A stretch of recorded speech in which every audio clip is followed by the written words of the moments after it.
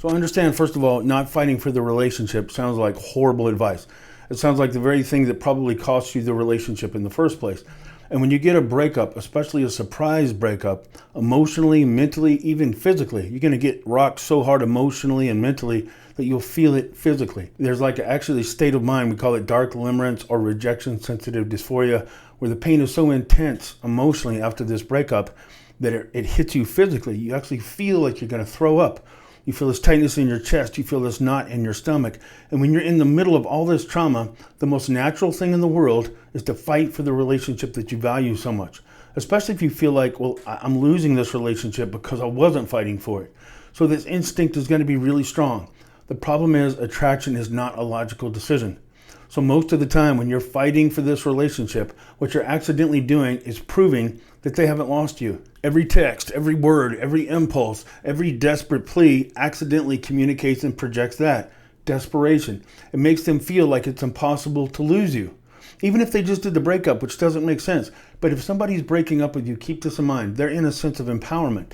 They kind of call that the relief stage. I call it the empowerment stage because they're now, when you first fall in love with somebody, two people are supposed to feel like they're lucky to be with each other. You each kind of see the other person as a little bit out of your reach. At the moment of breakup, they don't see you as a little bit out of their reach. They don't even see you as level. They see you as somebody that they can still have, somebody that they're confident still wants them. If they're confident that you still want them, they don't have the emotional sense of loss that's overwhelming you right now. That's why they feel strong and act strong, and you feel weak and you act weak. After a breakup, you might be thinking, I thought we were crazy about each other. I thought we loved each other. Why do they seem like they're handling the breakup so much better than me? Because they're not feeling the breakup. But this instinct, and it happens in two different types of guys more than any other, and they're the two opposite types. The kind of the douchebag, womanizing player who sincerely took them for granted for a long time, and now they're getting dumped. They're getting broken up with by the person that they were very confident they were never going to lose. That's going to rock your sense of self-worth. That's going to rock your ego. That's going to make all these revelations and realizations come flooding into your mind. I can't believe I took them for granted for this long.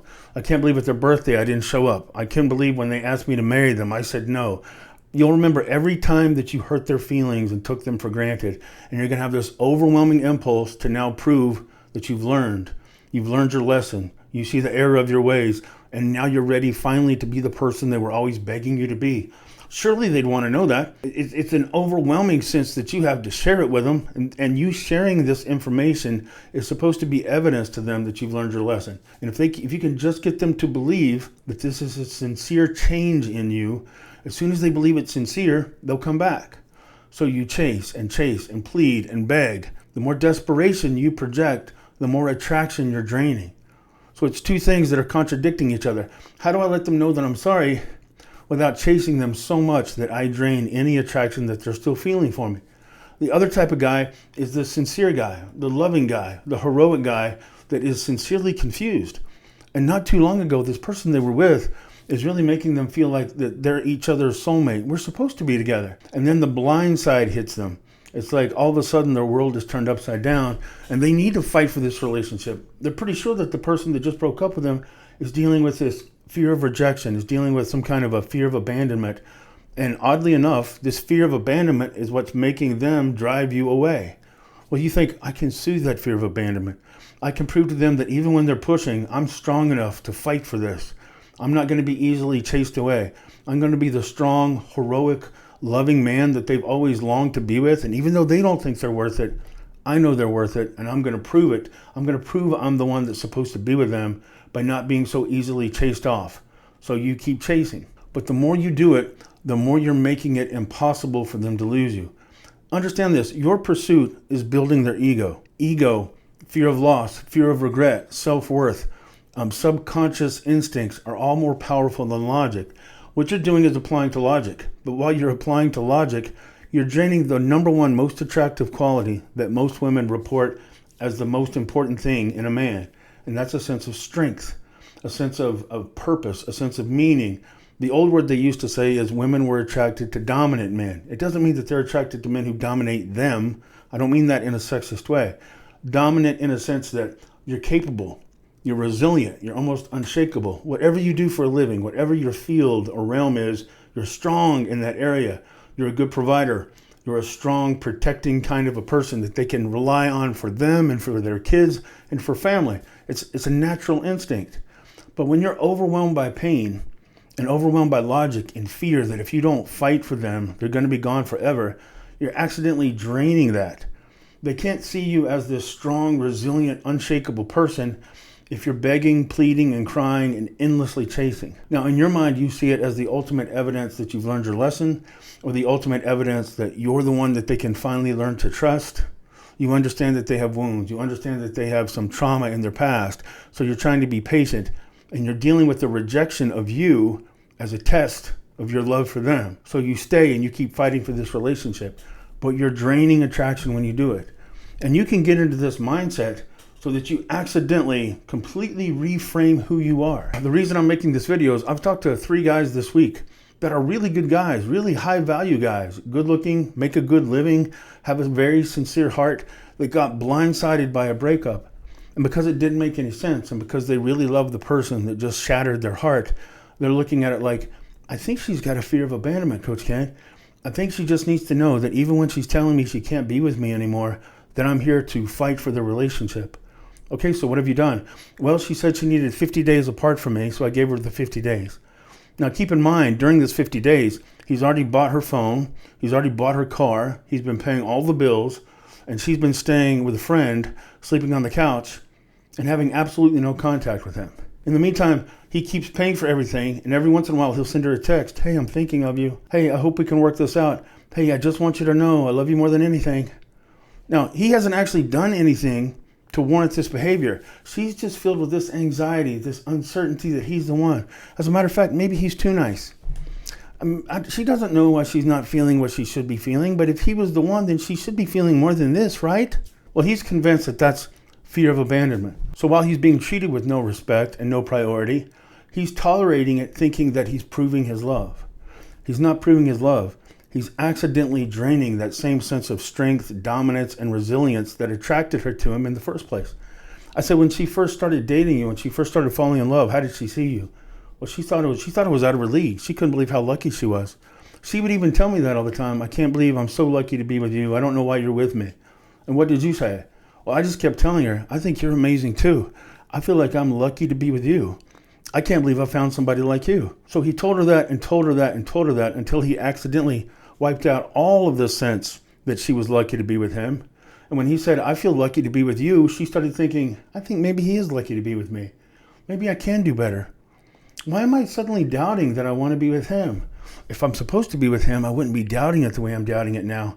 And all of a sudden she's wrapped up in herself. She's wrapped up in this expectation of the perfect man that doesn't exist, that keeps butterflies in her stomach from now to eternity. It makes her feel like she's floating on a cloud. Anytime they walk into a room, they're supposed to have this magical, passionate, unrealistic, utopian view of what love really looks like. And she's so spoiled with that expectation that she's thrown a good man away. Now, instead of acting like a strong, good man who's deserving of minimal levels of respect and admiration and thankfulness for everything that he's done for her, he thinks, well, maybe this is her fear of abandonment coming out, and I know I'll soothe her fear of abandonment by proving no matter how little she treats me, by proving no matter how little respect she shows me, no matter how little value she's giving me, I'm not going to go away no matter what. No matter how much attention, no matter how much respect, no matter how much worth I do or don't get from her, I'm not going anywhere. After the 50 days, she said, I'm sorry, I just don't miss you as much as I think I should miss you if we were supposed to be together. So it didn't actually succeed in winning her back. Because what he was doing without knowing it is he wasn't proving that he's the love of her life. He wasn't proving that he was high value enough to actually be worthy of her pursuit. What he was doing by tolerating this disregard and this disrespect was proving to her that no matter how you treat me, I'm unlosable. I'm trying to heal your fear of abandonment by proving that you can never lose me. The only problem is, if you can never lose me, what's the value in having me? In other words, even when you break up with me and reject me, I'm on your porch. You broke up with me, so we're not in the house together, but when I went outside the house, I camped out on your porch, and I'm determined to prove to you I'm the love of your life by refusing to go away. You can't miss somebody who doesn't go away. And you're not going to heal this immature, unrealistic expectation of what true love feels like by taking disrespect and tolerating mistreatment and belittling. And you know she's probably on her couch with her friend saying, I don't know, am I silly for doing this? No, you're not silly. You need to be honest with yourself. You need to be true to yourself. I know, but he's a good man. Well, it doesn't matter if he's a good man. You need to make sure when you look at him, do you feel that excitement? Do you feel that shiver down your spine? Well, he's probably not the one for you then. Okay, stop doing this. Stop fighting for that person. And look, sometimes it happens on the other side too. I talked to some women who are completely in love with total douchebags. I talked to one woman that's been married to a guy for over 10 years. She found out not only was he cheating on her, but he responded to an ad in this pretty shady site and was having an affair with another couple. Oh, when she found out, he said, I'm sorry, it's just that I didn't feel as wanted by you as I should have felt. And I tried to tell you that I needed more of it. You didn't listen to me. So I felt like I had to not only go cheat on you, but go cheat on you with a threesome with another couple. And then she talked to the couple, and the couple told her, well, it turns out he told us that his wife died. And he said that his wife, before she died, wasn't even grateful to have him, didn't admire what he did for a living. And he was a cop. Well, so wow, this woman not only didn't admire him, he was a cop and he felt abandoned and rejected. So that's why he had to go arrange a meetup with another couple and start hooking up. And then she found out he'd been talking to 2 other women behind her back on 2 other dating apps. But at the end of it all, despite the overwhelming evidence that this is just a bad guy, she's thinking, well, maybe I drove him to all that behavior because I wasn't listening enough. That's a bad guy.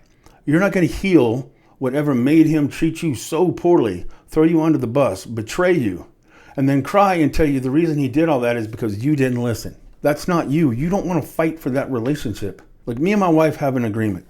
We both believe in fighting for the relationship, and we fight for our marriage, and we fight for what we feel for each other. But there's one thing we're not going to fight for. If I don't know that I want to be with her, I don't expect her to jump in and fight for our marriage and fight for our relationship by convincing me why she's worthy of being loved. If she has to do that, I'm not worthy of her. By the same token, I'll fight through anything to be with a woman that I love, as long as the one thing I'm fighting through isn't her indecision or her uncertainty about being with me. If it comes to disease, if it comes to a financial crisis, if it comes to emotional devastation, if God forbid some massive loss hits us as a couple, I want her to know she can trust me and I'm not going to run when things get hard. But if the one thing that we're not together over is her not being sure she wants to be with me, I'm not jumping in and fighting that battle. If you don't know you want to be with me, then you immediately become somebody I know I don't want to be with. So stop fighting for the relationship and accidentally draining the attraction. Endless chasing and endless fighting for the relationship makes the relationship unbalanced. Like I've said this before, but imagine you're breaking up with somebody and they beg and plead and tell you they'll change anything, they'll do anything. Your sympathy, your pity, and pity's a bad one. Pity, sympathy, and guilt are strong emotional connections, but they're attraction drainers. Imagine you're breaking up with somebody and they're begging and pleading and telling you they'll do anything to get you to change your mind. They'll do anything to talk you out of it. Is it actually rekindling passion? If somebody says, please don't leave me, I don't want to be without you, I can't imagine life without you, I'm so sorry, I'll always be here no matter what. Do you think, oh, I've never wanted anybody more than I want you right now? Or do you think, oh, I feel bad, I'm sorry?